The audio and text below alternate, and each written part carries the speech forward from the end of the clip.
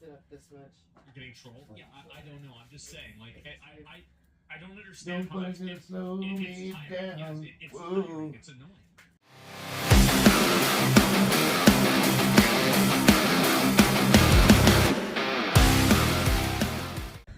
You know, once a year I have an existential crisis where I kind of look at my life and I go, why am I doing this to myself? You know, it's usually right before it's the beginning of the year after my last major competition and before my first one. We're starting the year off. You get the same questions like, how long are you going to do this for? And then you get the community, the comments about like, oh, you're going to die, or you're killing yourself and all this stuff. And over time, that stuff kind of weighs on you. And I figured, you know what, I'm going to do something a little bit different with this video. I'm actually going to write some notes down, have a little outline. I got pros and cons, why powerlifting sucks, and why nobody should do it. The whole thing. We're not just talking about the lifting the weights. We're talking about the lifestyle, the dedication, the PED use, all of it put together over time, how it's awful for you. But then you look at the other column, like why it's wonderful. And you can make an argument for or against just about anything if you really try. As a matter of fact, when I was in high school debate, that's what we'd have to do. They'd give you a topic, and you'd have to flip a coin to see whether you're going to argue for it or against it. And what that did is it helped you hone skills to be able to think for yourself and reason, because you had to research both sides of an argument. People don't do that nowadays. They have what I call contempt prior to investigation, where they already have their mind made up. They see something and they know it bothers them, and for whatever reason it's just bad or it's good. Look at both sides. I mean, nothing's all bad, nothing's all good. You got to know both. For anyone interested, here I'm using the cambered barbell. It's got a 4-inch camber on it. Why? Well, it gives you an increased range of motion. It really stretches the pectoral muscles out. It's really good for chest development, and it'll help you with the pause off your chest when you're doing powerlifting. The limiting factor for most lifters is going to be the pause command. You unrack the weight, lower it to your chest, and you have to wait for the judge to give you the press command before you can, return it up. And usually that with the USPA, and I imagine the USAPL and most other major federations, the length of your pause is determined by how still the bar is. So if you're moving, they won't give you the press command. So the more stable you are, the quicker the command goes, which is another reason why I like to do nice slow eccentrics, because you get better press commands out of it. And seeing my wife being able to get back into training is really motivating. That definitely keeps me going. It puts a real smile on my face when I see anybody who's recovering from injury start to be able to get back after it, because leading up to that point, we get stuck in the what if. Am I ever going to be able to return to what I was? Will I ever get my strength back? Will I ever look like I used to?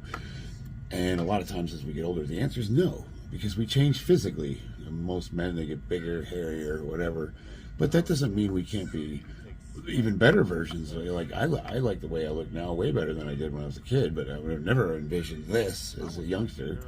So, even though you might not return to what you used to look like, you could still be pretty awesome. You definitely, you just won't know until you get after it. So let's talk about some of the good stuff. Powerlifting is basically a path to resilience. The mental and physical demands of powerlifting, especially at the elite levels, what it will do is, for a lot of people who don't think that they have the ability to push past certain limits, if you dedicate yourself and you surround yourself with people of like-minded influence, people that either participate in the sport or a coach, you will find that you will test yourself. And when you get on that platform, it's kind of like a fight or flight adrenaline rush that overcomes most people, and they get to tap into powers they never thought they had before. There's something about lifting in front of 100 people that are cheering you on, and you have no idea who they are, and they're just screaming your name. It doesn't matter how strong a lifter you are. Every single meet I've ever been at, no matter how big the lift is, no matter how much weight is on the bar, when they see somebody grinding through a lift, everybody screams and hollers. They just cheer that on. It doesn't matter if it's 300 pounds or 3,000.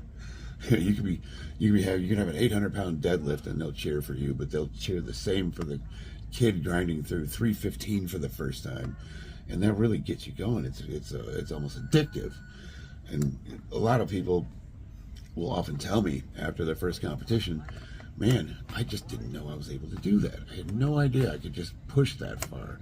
I'm like, yeah, there's something about just like having a gun to your head almost, and forcing yourself to fight through a lift where, you know, before you might have been a heavy lifter.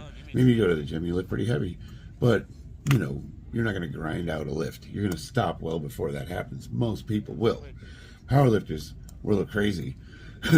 You don't get that lift, they'll slap you across the back and say, all right, rest 6 minutes and go after it again. And you're like, oh, okay. We're that kind of people. I don't know. There's just we have a drive. We have a drive to achieve something. And it's like, for what reason? I don't know. Just because you can. Why does anybody do anything? Why does it bother you so much? The other thing it'll help cultivate is discipline. If you lack discipline or commitment, it's going to make you do both. Something about, this is why I always tell people that are, you know, new to lifting, and if they start down the path that I set them on and they follow my lead and they get into like the starting strength 5x5 or the 1-1-5-3-1 or some other form of barbell lifting a program, I'm going to tell them, I'm going to try to convince them to enter a local competition. Just sign up for a federation, buy a singlet, buy some wrist wraps, and go compete at a meet. I always get the same thing. I don't want to do it until I'm ready. You're never ready.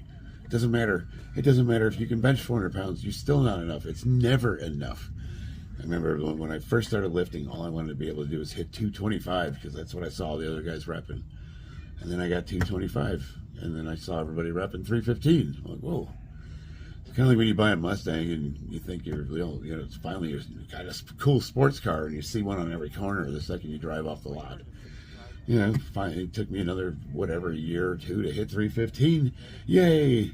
Now I'm seeing guys repping 315 for sets of 10 and guys hitting 405. You go online and YouTube, it makes you think like everyone and their mother hits 405. It's just not true. That's a beyond elite level lift for the average man. But the point is, you're never ready. You're never happy. So I say, screw that. Just get the experience under your belt. Go lift. And then, you know, once you have that hanging over your head, usually that's, you know, most people aren't going to back out of that commitment because there's a little bit of a financial risk involved with, you know, you have to pay for the meat, you got to pay for the equipment. What are you going to do? Back out now? You only got a month to go. No, you're going to keep going. Just having that hanging over your head will usually, most people, it gives them that drive to commit and go to the gym regularly. So there's that, discipline and commitment. Incidentally, it's the same reason why I'm taking Muay Thai, and the reason why I want my kids to take it is because it instills, you know, commitment and discipline in them too. But on top of that, one thing that it gave me and many other lifters, same thing with Muay Thai, fighting sports, whatever thing you get into that's going to require that level of commitment and discipline, it's probably going to improve your self-esteem. It's probably going to give you confidence. You know, you're going to walk through that door and you're going to feel very small. Most people, they're intimidated by powerlifters. They see us in the corner, and most of us are mean mugging everybody until you say hi to one of them, and we're like, hey, you know, friendliest people in the world. But we look pretty scary most of the time. Now, same thing with the Muay Thai. I walk in there, and it's like, oh man, look at these guys going at it. Like, I don't even know if I'm qualified to train with these people, let alone, you know, spar with them twice a week. But as you progress and as you learn a few things, you start getting that self-esteem. You start feeling pretty good about yourself. Powerlifting, you get pretty strong. Most people, they get those newbie gains, and you find a level of strength you didn't even know you wanted. I hear so many times from kids, I don't want to be strong like you. Well, don't worry, son, you won't be. It's like it's that easy. Right? I don't know, I'm just going to become a 600-pound deadlifter. Just everyone can do it, right? I always find that a little, like, kind of low-key insulting when guys say, well, I'm not trying to get strong like you. Like, yeah, don't worry, you won't. But you can if you want to. If you do the other things we were talking about, you show up regularly and you commit yourself to it, most people find that they have a level of strength they didn't know they wanted. Why? Because with some commitment and discipline, a 315, a 405, a 495 pound deadlift is not out of the realm of possible for most men. If you put the time in, you can do a 5-plate deadlift. It might take you a couple of years, but you're going to get it. And you'll get up there pretty quickly. Maybe the first day you go in the gym, you do 135. That's a plate on a barbell. And you're going to be sore as hell the next day because you've never done that back movement before. And you'll probably be sore for a few days. I was the first time I ever deadlifted. I had a 25 on each side of the bar. And I was lifting and I was like, well, this doesn't seem very heavy. And my coach said, you better stop. You're going to be sore the next day. I'm like, well, okay. And I stopped. And I didn't think anything of it. It wasn't really heavy.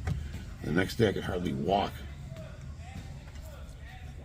My back hurt so bad. Man, oh Lord, I was sore for like 4 days. But within a month I was hitting 315. So what I'm saying is you shoot up pretty quickly. Those guys, it looks like when you first start lifting, a guy deadlifting 315 pounds looks impressive. It looks like, wow, that guy's strong. And then you realize, like, it's not. That's really obtainable for most people if they put the dedication and time in. It might take a little bit to get there. Some guys can do it the first day. Some guys, it might take a year. But the average man can do that in a reasonable amount of time with the appropriate dedication and commitment. Now, the other thing these sports, Muay Thai, MMA, powerlifting, Olympic lifting, whatever it is, CrossFit, for me it's powerlifting, and combat sports. The other thing that they give you is very important and lacking for most men these days, and that is fostering a sense of community and support. It's what we don't have. You got a lot of guys that lift online, and you see some of these guys are really toxic. Like, they're just, who they are, the small lifting channels that are always like harassing other people, and they have nothing positive to say, and they're always ultra competitive, and if you can even approach to lifting what they are lifting, they'll come and harass you. It's like, God forbid someone surpasses them. It's like, even though we're not even paying attention to them. I'm talking about those guys, those little weirdos that are always hollering and screaming at everybody. They are missing fellowship. If they actually participated in the sport of powerlifting, and they went to a gym and lifted with other people that were like-minded, and they participated in or those other sports, you will very quickly find yourself in a community that's very supportive, almost cult-like, family-like. And Muay Thai is the same way. I've been training there a month, and I've got people I know I can call a friend, and it's the same thing with powerlifting. Powerlifting is one of the most loving and supportive communities. I've never once gone to a gym and nobody's ever come up to me and said, I can bench more than you. Like, I'm stronger than you are. Like, no one's ever said that, and they don't care what your numbers are. I've never had anybody disparage the amount of weight I was lifting. They do want to see progress, and sometimes if you're doing something wrong, they will encourage you to try different things. But that's what you want from a community. You want mentoring, you want leadership, you want to bring the people up that are around you, and you celebrate them as opposed to tear them down, which is what you see on YouTube and social media. So a lot of lifters are missing that fellowship, they're missing that community, and they don't understand why we love the sport so much. Like, what is it about it? What difference does it make? I can lift what you do. I do exactly what you do. You just do it on a platform. It's not about that. It really isn't, because long after I stop lifting, I'm still going to be participating in the sport.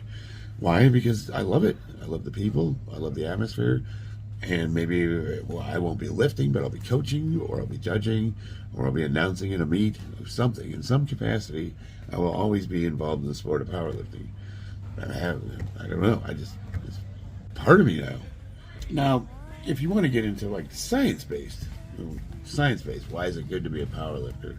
Well, there's a lot of evidence to suggest that powerlifting releases endorphins, which leads to a sense of euphoria and well-being. Honestly, there's a flip side to that. A lot of times, after I hit a PR at a meet, at a big meet, if I hit like a giant PR and I set a record, I'll sometimes go through a phase of depression, like a little mini existential crisis. But I think to me that comes from not knowing what I'm going to be doing next. Maybe seeing like the end of the road, but for 10 solid years, after I had a good meet, I was in a good mood for days afterwards, and I would relive that moment over and over again. It definitely will add some joy to your life. There's studies that demonstrate the link between exercise and reduced symptoms of depression and anxiety. I mean, there's tons of studies on this. This is well documented. Powerlifting can improve your sleep quality. It can definitely reduce fatigue and boost energy levels for sure. I mean, that's just training in general. I mean, you can say powerlifting, but that's any kind of training regimen where you're consistent. You get those kind of benefits. So even if it's not powerlifting, I would encourage someone to get into a regular form of training, preferably with people. I love it. I mean, I'm a curmudgeon. I could just live alone in this garage and train by myself forever, and I'd be completely fine. But I'm one of those guys that doesn't like to be around people, but I get lonely, and I wonder where everybody's at. I don't want to hang out with you guys, but where are you? Why don't you love me?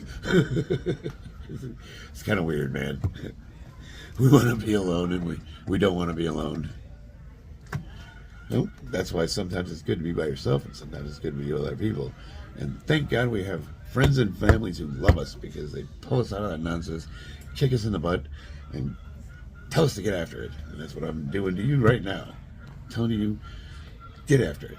A lot of people ask me, what would I do differently if I could go back in time? One of the things I would do is try to find a support system from the get-go where I could learn proper form, technique, and safety practices in powerlifting.